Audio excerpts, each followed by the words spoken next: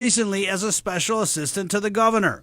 Guam law states no one can serve in an acting capacity for more than 90 days without being confirmed by senators. The law even going as far as saying once an appointment has expired, funds from that agency can't be used to pay the salary or benefits of an expired appointee. The governor is saying the legislature is creating chaos at customs, and he'll do whatever it takes to stand by his man. I intend to keep Eric there. He's doing a great job. If I have to delegate him there as a special assistant, I'll do it. Nelson tells KUAM she has reached out to Attorney General Elizabeth Barrett Anderson for an opinion on the matter. Meanwhile, Legislative Rules Committee Chair Senator Regine Bisco-Lee says the administration has 20 pending nominations sitting with senators, 9 of which have been reported out for August session. Of the 140 nominations sent to the body by Adelup, 101 have been confirmed by senators. For Guam's News Network, I'm Chris Barnett. It's official. Today marked the first day on the job. Dr. Thomas Kreis, as the 11th president of the University of Guam, he takes over the position from Dr. Robert Underwood. Kreis's contract is for 5 years with an annual base salary of $200,000. He is a retired Air Force officer and also served as president of Pacific Lutheran University in Washington State. Dr. Underwood will stay on board until August 25th to help with the transition.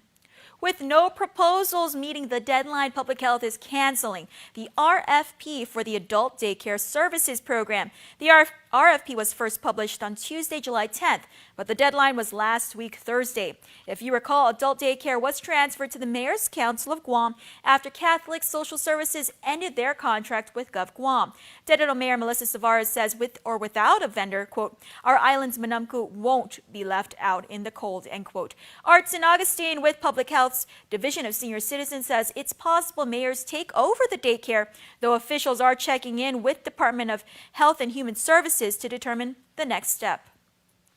What's an election on Guam without drama? Lately, there's been more drama than what's playing in local theaters. At this hour, the Guam Election Commission is meeting to discuss a request from former Senator Bob Klitsky. GEC Executive Director Maria Pangilinan says he's requested the board reopen its investigation into the controversy involving John Fernandez and Rodriguez Cruz campaign. Klitsky claimed Fernandez broke the law when he allegedly gave David Cruz an ultimatum to step down from his $124,000 annual contract with GDOE. The GEC determined no laws were broken. Klitsky, in a new letter, however, maintains there was a violation of the open government and law and hence would nullify Fernandez's actions, and GEC should conduct a do-over. Another reminder to make sure to join us at the bottom of the hour for our election program, D18 Tonight. Your senatorial candidates joining us live to take your questions on Facebook are Democrats incumbent and Vice Speaker Therese Terlahi, Kelly Marsh-Titano, and Aldolfo Palacios. The show is completely interactive, so get involved and post your questions and comments. Following D18 Tonight, make sure to catch the after party streaming exclusively on our Facebook page. Stick around for more news here on Primetime. You're watching KUAM.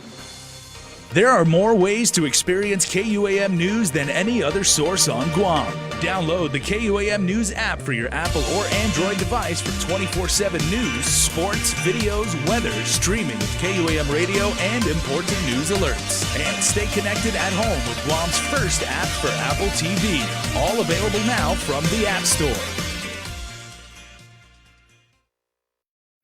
A simple handshake. That's all Jake Calvo needed when he started his company. Today, 80 years later, we like to say thank you to all of you who have taken our hand in trust. Thank you to the dreamers. Thank you to the realists. Thank you to the family-oriented. Thank you to the entrepreneurial. Thank you to those climbing the corporate ladder. And to the ones starting a new life together. Thank you to the traditionalists and the edgy. To the young at heart and the old souls. Thank you to the daring, to the protective, to the practical. Thank you to the hopeful. To all of you from all of us, our deepest, happiest, and infinite thanks. 80 years here for you. 80 years thanks to you. Calvo's Insurance, a legacy of trust. The first encounter I had with Miss Liu, It was, of course, through the bank. I was going through some issues.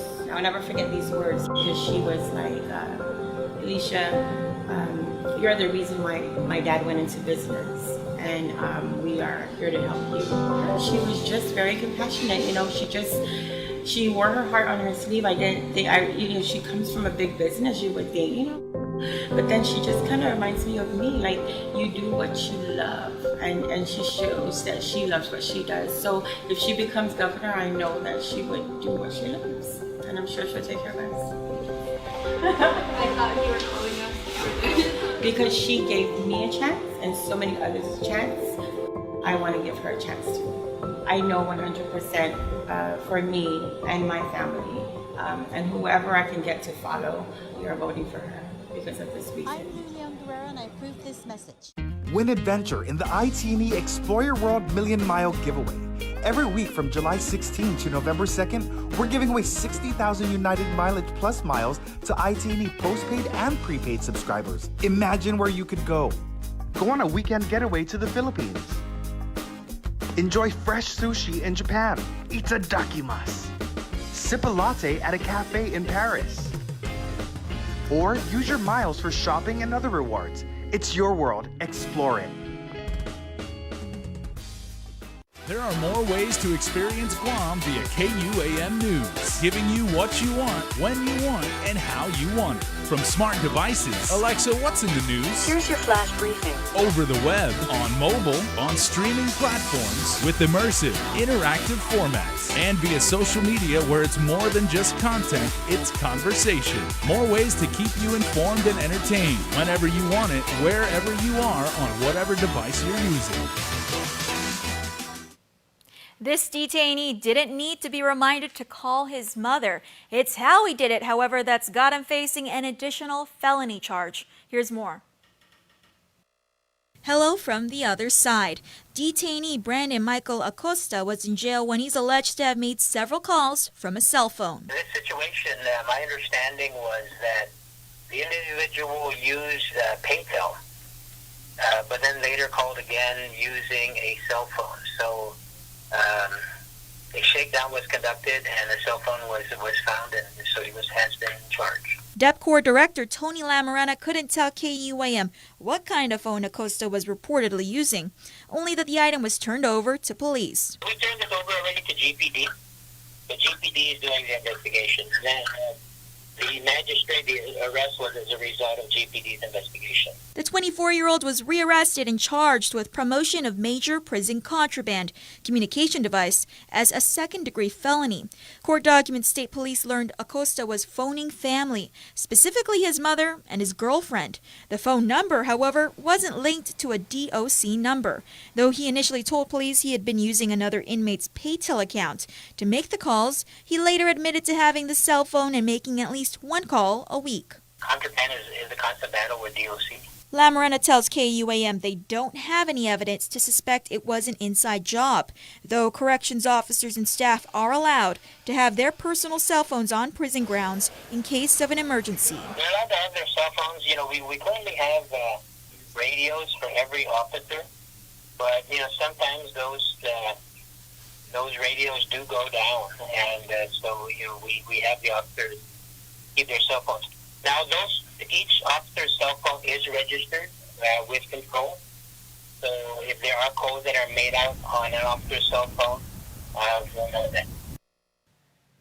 We should add that Acosta was reportedly making calls from a cell phone at both the Manilao and Agana facility.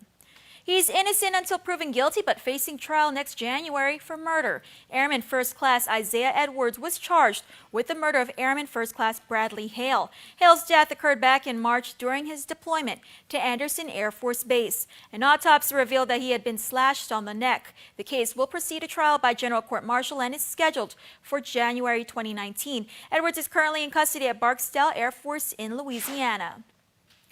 He wants out of the deal he previously made with the feds, and he's retained new legal counsel moving forward. Attorney Phil Torres now represents drug defendant Vincent Raymond Rios. Rios Rios recently wrote to the court stating he would have never taken the deal if his previous attorney, Howard Trapp, had been, quote, completely upfront with me about the amount of time that the government was going to give me, end quote. Attorney Torres is currently reviewing the case. Rios faces up to 30 years in jail with the plea deal. Should he withdraw his guilty plea and head to trial, he could be sentenced to life behind bars. Rios was busted with over 18 pounds of the drug ice in the mail. A return hearing is set for September 27th. A man busted with thousands of images of child pornography will spend the next 8 years in jail.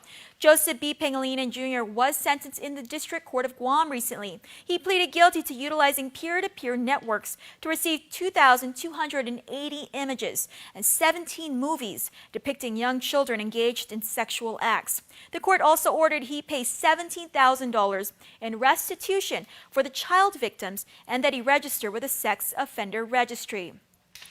She was 12 when the alleged abuse started. Now she's 18 and went to police to report her abuser. 44-year-old Lee Ken was arrested and charged with multiple counts of second-degree criminal sexual conduct and third-degree criminal sexual conduct, all as felonies. Ken is accused of touching the girl's private parts multiple times before forcing her to have sex with him. Court documents state he admitted to police they were having sex. You may have seen the sad photos circulating on social media. This dog, severely malnourished, chained to a tree at a Barragata home. Now the owner is in the doghouse. 50-year-old Leonard Garrido was booked and released earlier this afternoon. He is charged with 3 counts of animal abuse, which is a felony offense. We should note this wasn't the only dog seen at the house. Department of Agriculture's Conservation Enforcement and Animal Control section also located 2 other dogs in a similar condition. All 3 dogs were taken again for treatment and observation. Third time's the charm, or in this case, it's the third scare. Bank of Guam confirms another skimming device was discovered on a Bank of Guam ATM, this time at a subway in Agate. The photo of a potential suspect viral. Carmen Terlahi reports. Caught on the ATM's cam in a possible skimming scam, Bank of Guam released these photos Monday of a man wearing a blue cap and sunglasses, suspected to be the man behind the skimming device found August 2nd at the Bank of Guam ATM in the Micronesia Mall. Only 2 days later, another skimming device was spotted, this time miles away at a subway in Agate. On Saturday, August 4th, it was removed and reported to authorities. According to a statement from the bank, there is reason to believe it's the same individual who was responsible for the last 2 incidents. GPD confirms they're working with the U.S. Secret Service to verify the photo. In June, a similar incident was reported at the Micronesia Mall's food court. Still, no arrests have been made. Bank of Guam wants to assure customers that ATM security is a top priority, encouraging clients to closely monitor their account activity and immediately report unauthorized transactions. And of course, take caution when using an ATM. FBI safety tips to avoid falling victim to skimming include inspect the ATM, gas pump, or credit card reader before using it. Be suspicious if you see anything loose, crooked, or damaged, or if you notice scratches or adhesive tape residue. When entering your PIN, block the keypad with your other hand to prevent possible hidden cameras from recording your number.